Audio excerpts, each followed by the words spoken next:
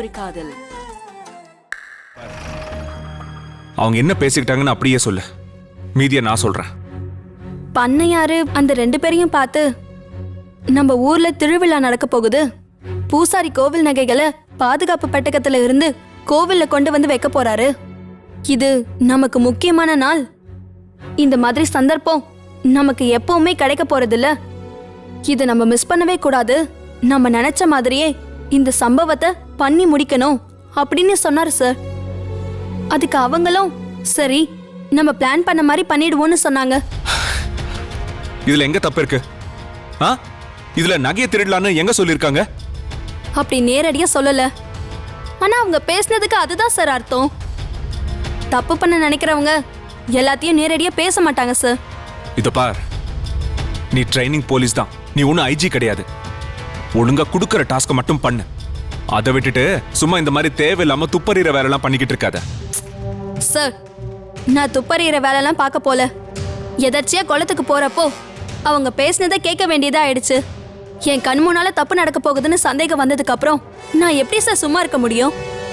அதனாலதான் உங்ககிட்ட சொல்ல. அந்த பக்கம் யாரோ இருக்காங்கடா. ஏய், சாப்பிட்றா. ஏய், யாருன்னு கேட்குறல்ல, வந்தேன்னா அவ்வளோதான். போதையில் நான் என்ன பண்ணுன்னு எனக்கே தெரியாது. நான் ரொம்ப மோசமானவன். நான் இவனை விட ரொம்ப மோசமானவன், அவ்வளோதான். ஏய், இவனுக்கு 2 பேர்த்த விட நான் ரொம்ப ரொம்ப மோசமானவன். பாடி சீக்கிரம் போ.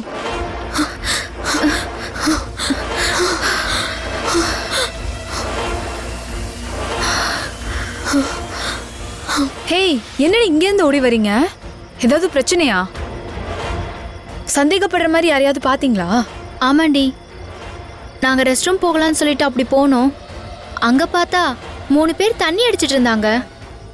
முதல்ல நீங்க யாருன்னு சொல்லுங்க. ஹலோ, எங்க போறீங்கன்னு கேட்டா எங்களையே மிரட்டுறீங்க. நாங்க போலீஸ். போலீஸா? நீங்க போலீஸ்னா அப்ப நான் யாரு?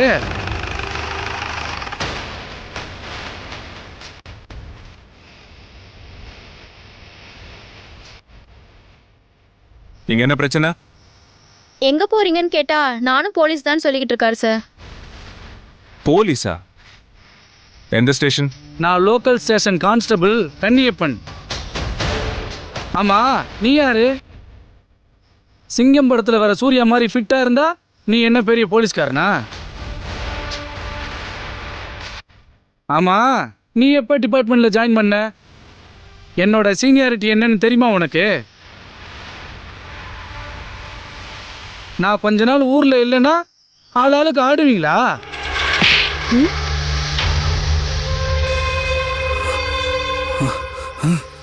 ஏய், நீ தான் 6 மாசமா லீவ் போட்டு வெட்டிய.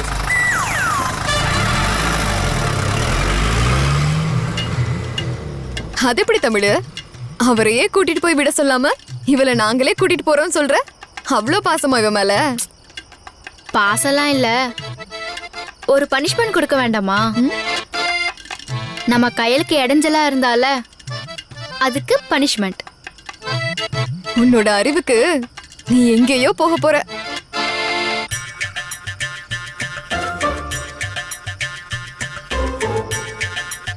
நிஷா,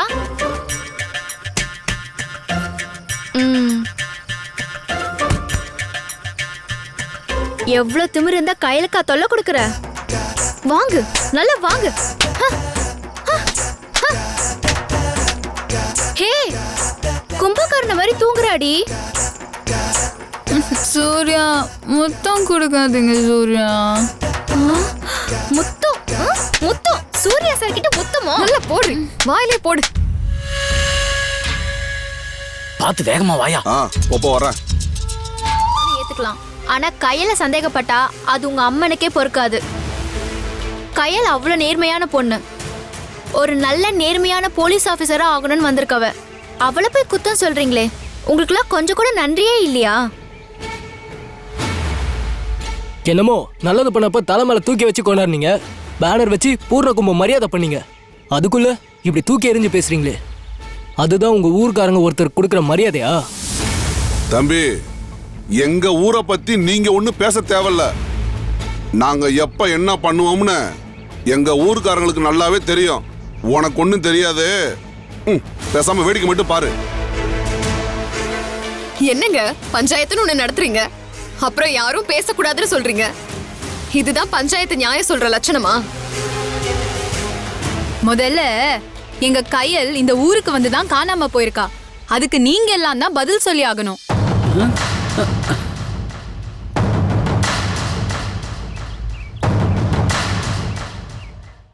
அட என்னம்மா நீங்க விட்டா ஓவரா பேசிட்டே போறீங்க. நாங்களே காலங்காலமா காப்பாத்திட்டு வர அம்மன் நகைய திருடிட்டு ஓடிட்டானா கோவத்துல இருக்கோம். நீங்க என்னடானா அந்த திருட்டு பொண்ணுக்கு வக்காலத்து வாங்கி பேசிட்டு இருக்கீங்க. இங்க பாருங்க, இப்படி எல்லாம் பேசுனீங்கன்னா எங்க ஊர் ஜனங்களா தலையில பலமா அடிபட்டு இருக்கிறதுனால அன்கான்ஷியஸ் ஆயிருக்காங்க. காயத்துக்கு மெடிசின்ஸ் போட்டு கட்டு போட்டிருக்கோம். ஒன்றும் பயப்படுறதுக்கு இல்லை. இப்போ அன்கான்ஷியஸாக தான் இருக்காங்க. இன்னும் கொஞ்ச நேரத்தில் மாடிக்கு ஷிஃப்ட் பண்ணிடுவோம். காலையில் மயக்கம் தெரிஞ்சதும் அவங்களே கண் முழிச்சிருவாங்க. நீங்கள் எதுக்கும் பயப்பட வேண்டாம். Okay okay doctor, thank you. Okay, thank you.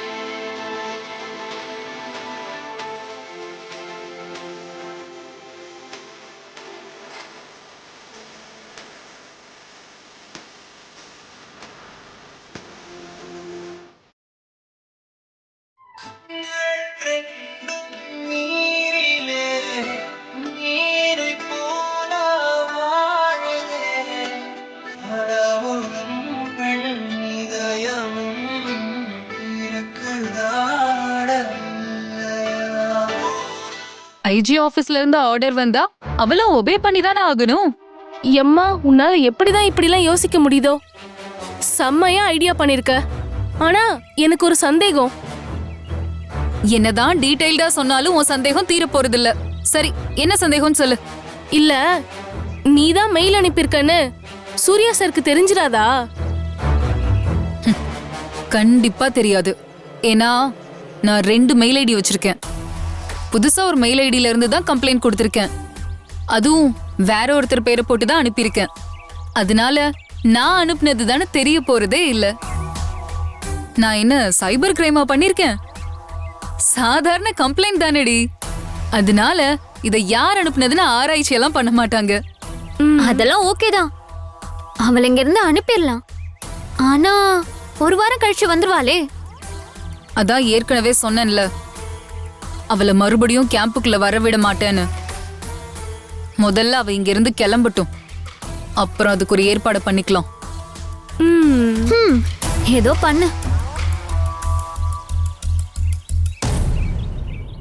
High, கை கொடு. கொடு. பாதியில விட்டுட்டு போக மாட்டாங்க. ரொம்ப நல்லவங்க சார். கடைசி வரைக்கும் என்ன கண்ணுக்குள்ள வச்சு பார்த்துப்பாங்க. நீ எதை மனசுல வச்சுக்கிட்டு இப்படி எல்லாம் பேசிட்டு இருக்கன்னு எனக்கு தெரியும். கேம்ப்ல இருந்து வெளியே அனுப்பியும் நீ அடங்க மாட்டேங்கிறல்ல. நீ இங்கேயே இரு, எல்லாம் எங்கேயாவது போய் தொலை. எனக்கு என்ன வந்துச்சு? இங்க பாரு, நீ இங்க இருந்துகிட்டு அப்படி என்னதான் பண்ண போறேன்னு நானும் பாக்குறேன். தாராளமா பாருங்க சார்.